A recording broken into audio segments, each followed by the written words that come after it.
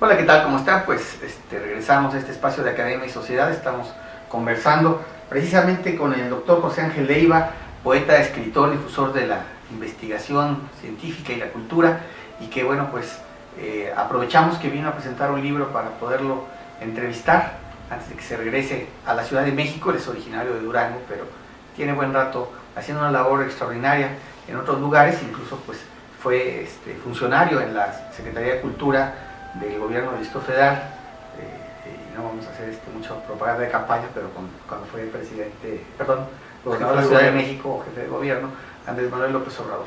Bien, José Ángel Leiva, nos estabas platicando de los libros que has editado, que has promovido, que has escrito, hasta llegar a este que ahorita platicamos. ¿Cuál nos falta? Bueno, hay todos mis libros de poesía, por supuesto.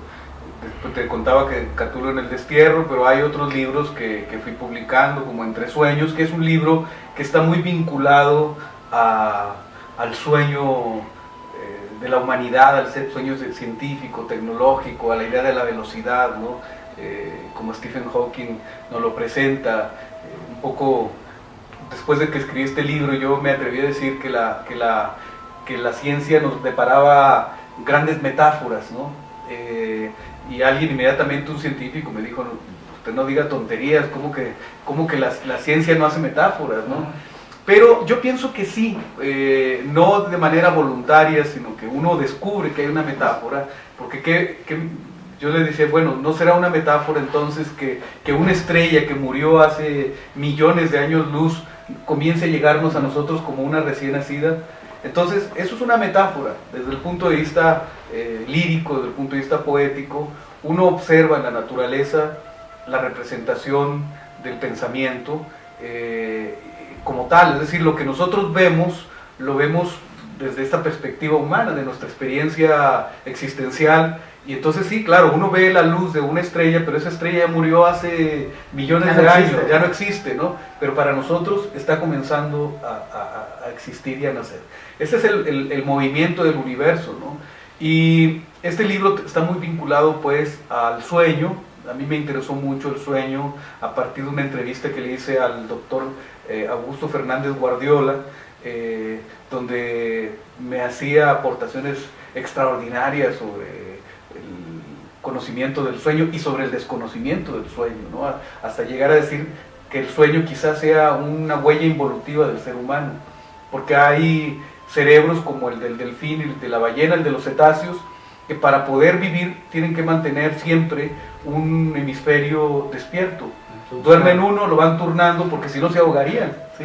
Entonces estos seres viven despiertos durante toda su existencia, mientras que el hombre no. El hombre la mitad de la vida transcurre dormido, inconsciente, y que esta parte no la aprovechamos. O sea, ¿qué pasa en el sueño? El sueño es revelador porque nos muestra muchas cosas que en vigilia no fuimos capaces de resolver o de analizar o de ver. Entonces el sueño nos lo hace ver. Este es un libro de poesía que está vinculado a eso.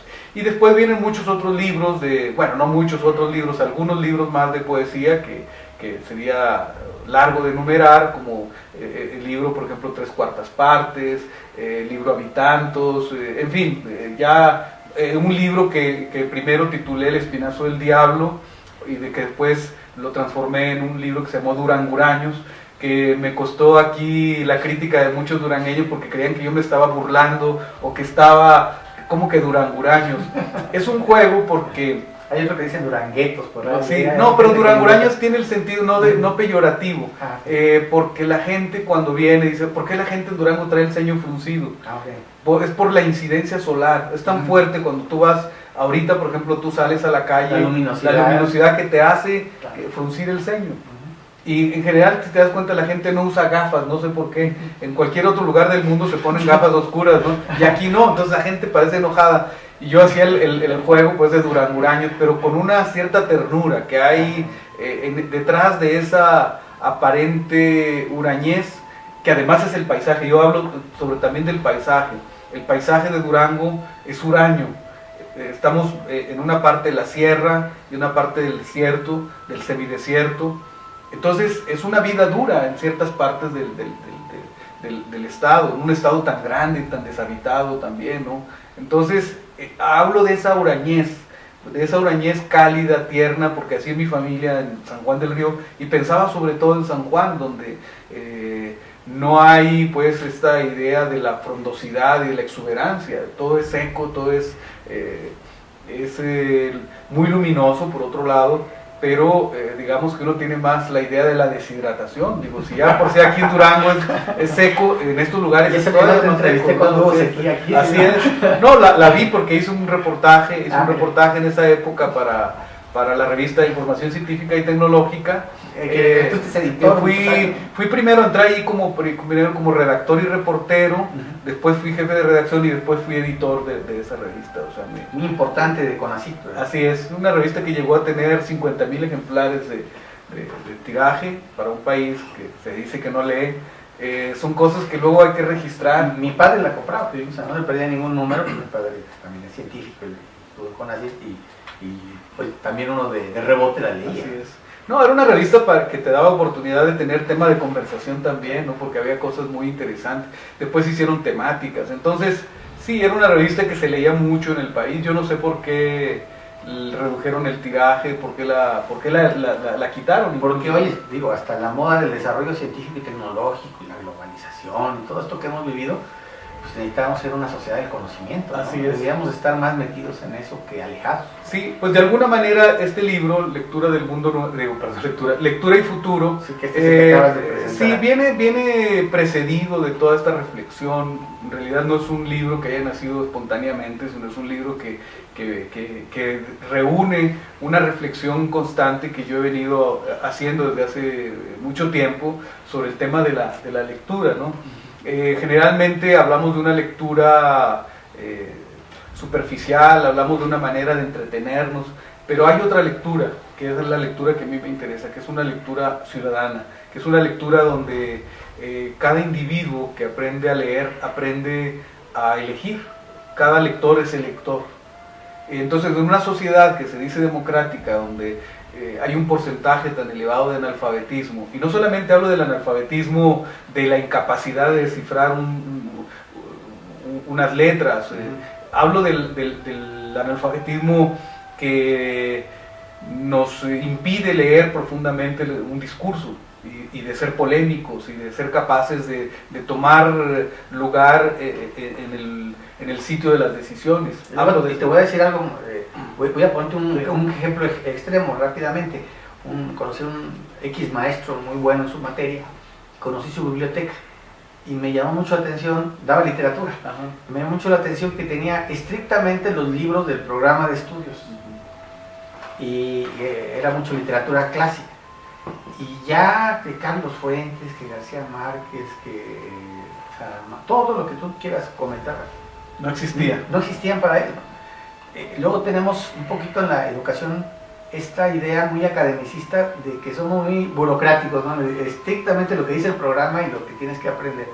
Y no existe ese apetito también de descubrir, ¿no? Así es. Y que te puede llevar, y cómo eliges y cómo descubres si no, ahora sí que si no exploras, ¿no? Si no te metes a la aventura de ver cosas nuevas. Fíjate, Armando, que yo creo que eso tiene que ver con una formación la educación. Ahí lo hablo en un texto que se llama Algo huele mal en la educación, que tiene que ver con la tragedia de Algo huele mal en Dinamarca. Porque algo huele mal en la educación porque se ha sacado de la educación, o se intentó sacar a la filosofía de la educación básica, se ha sacado la poesía. Entonces son dos materias, si te das cuenta, que no tienen que ver con lo utilitario, que no tienen que ver con el sentido del éxito social. Son dos partes del conocimiento que tienen que ver esencialmente con el discurso. Entonces, ¿para qué te enseñan a pensar? ¿Para qué te enseñan a leer profundamente un discurso abstracto como es el de la poesía? Pues porque es una sociedad a la que no quiere tener una sociedad incómoda. Una sociedad incómoda es una sociedad que está preguntando, una sociedad que busca, que investiga, que no se está quieta, ¿sí? Que está inconforme, que hacen algo. Como las sociedades europeas, si tú te das cuenta, los españoles, los franceses, siempre están protestando.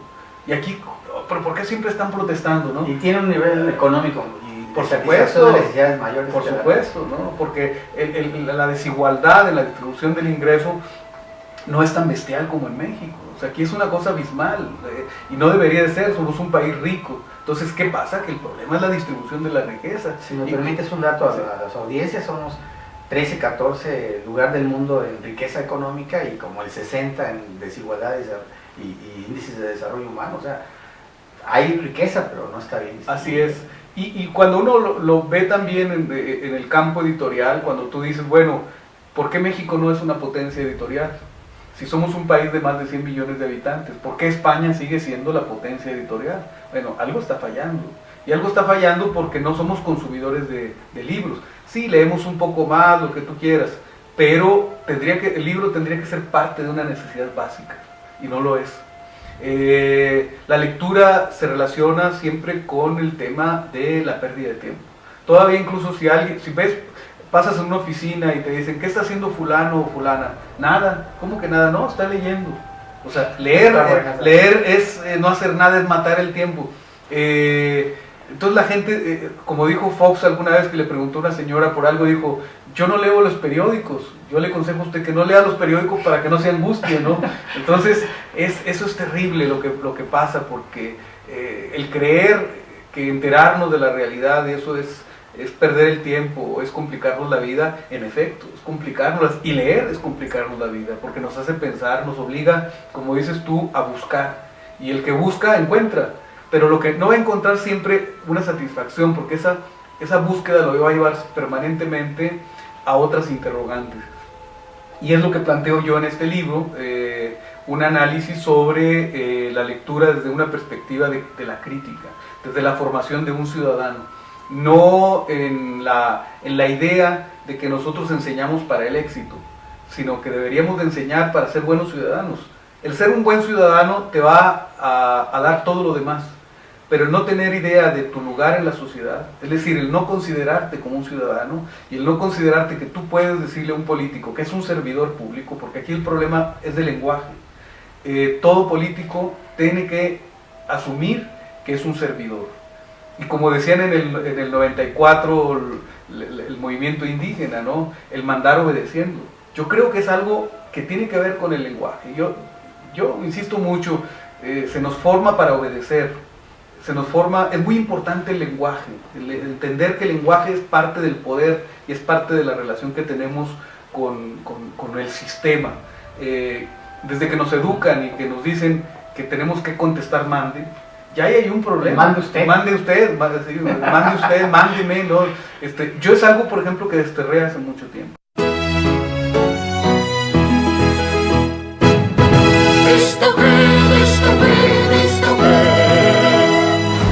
Muchas gracias por tu atención. Esto fue tu programa, Academia y Sociedad. Diálogos universitarios al servicio de la comunidad. Un programa del Sindicato de Trabajadores Académicos de la UGED, conducido por Armando Ochoa. Hasta la próxima.